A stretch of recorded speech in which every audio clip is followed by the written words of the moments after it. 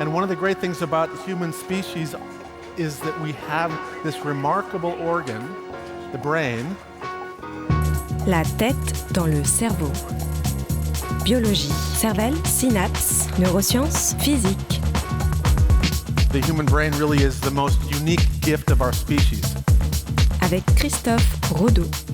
S'occuper de la maison pourrait avoir un impact non négligeable sur le cerveau. La tête dans le cerveau.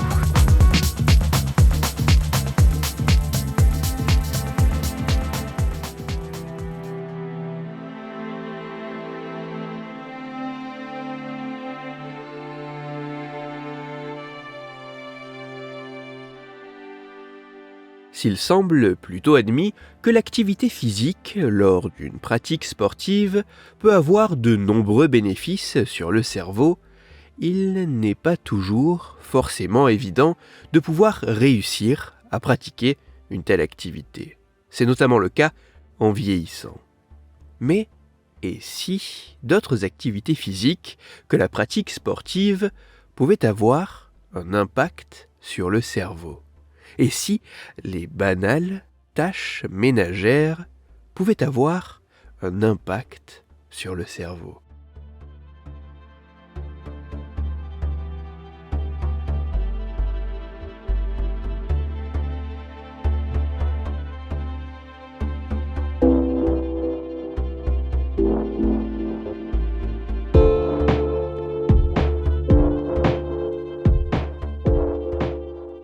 Afin d'évaluer si l'exécution des tâches ménagères au quotidien pouvait avoir un impact sur le cerveau, notamment pour les personnes âgées, des chercheurs canadiens ont réalisé une expérience sur 66 participants âgés en moyenne de 71 ans.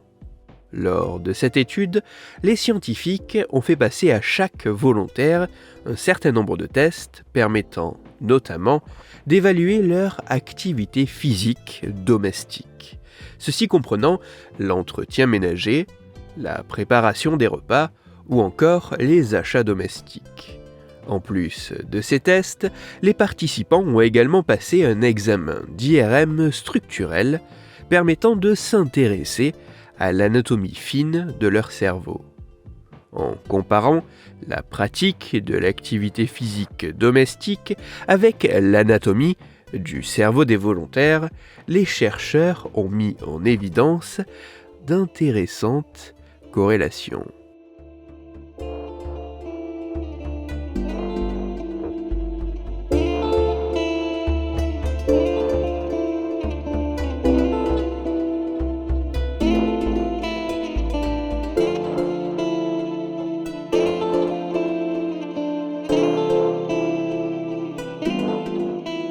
En examinant les associations entre l'activité physique domestique et l'anatomie cérébrale, les chercheurs ont mis en évidence une corrélation significative entre une telle pratique et le volume du cerveau. Plus précisément, les scientifiques montrent qu'il semble exister une corrélation entre la pratique de l'activité physique domestique et le volume de matière grise, le volume de matière cérébrale comprenant notamment le corps cellulaire des neurones, et ceci particulièrement dans deux régions cérébrales spécifiques, l'hippocampe et le lobe frontal. Autrement dit, de manière un peu caricaturale, le simple fait de s'occuper de la maison semble être associé à un volume cérébral plus important dans des régions participant notamment à la mémoire, pour l'hippocampe, et à de nombreuses fonctions cognitives complexes, pour le lobe frontal.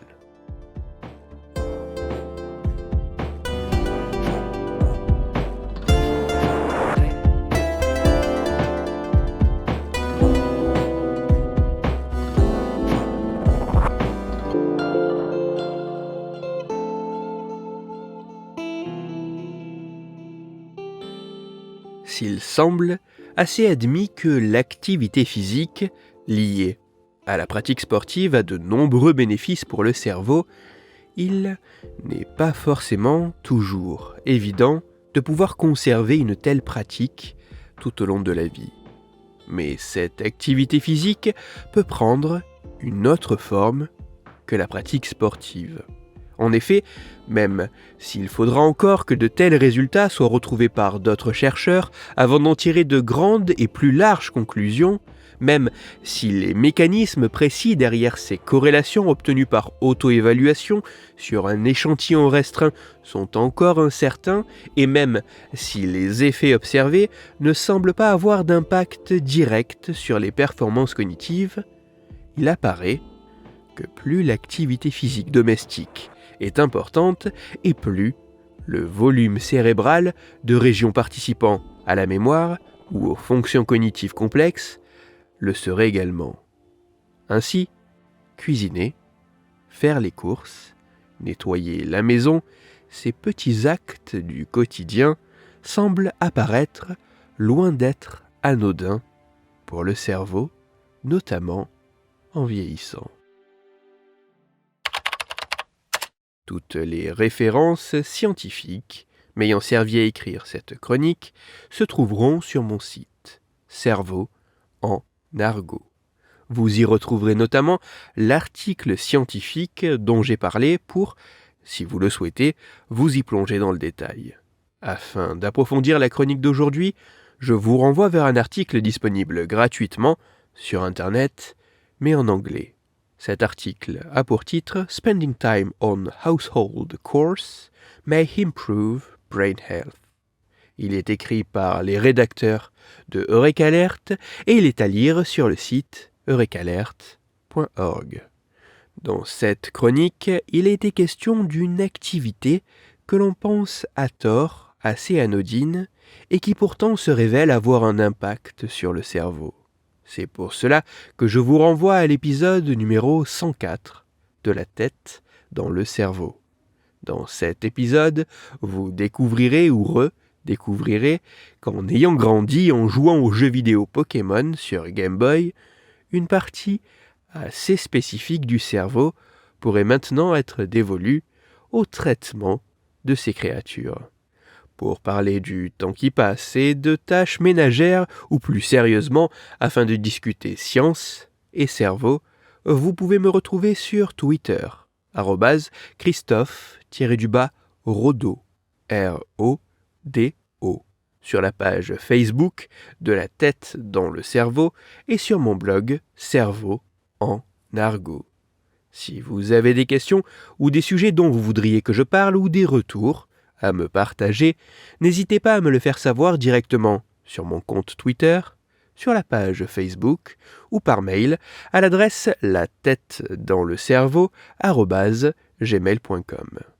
Toutes mes chroniques, y compris celles-ci, sont disponibles en réécoute sur mon podcast La tête dans le cerveau, à retrouver sur toutes les plateformes de podcast, dont SoundCloud, Deezer, Spotify, Google Podcast, iTunes, Apple Podcast, mais aussi sur YouTube.